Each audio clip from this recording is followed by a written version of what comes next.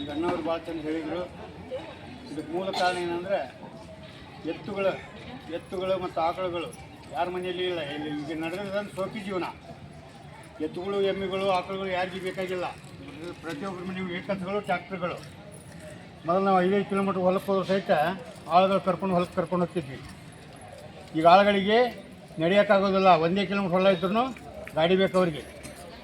ಆಮೇಲೆ ಈ ರೋಗ ರುಜಿಗಳು ಸಾಕಷ್ಟು ನಡೆದುಬಿಟ್ಟು ಕಾರಣ ಏನಂದ್ರೆ ಭೂಮಿಗೆ ಈಗ ಮಳೆದ ಅವಶ್ಯಕತೆ ಇಲ್ಲ.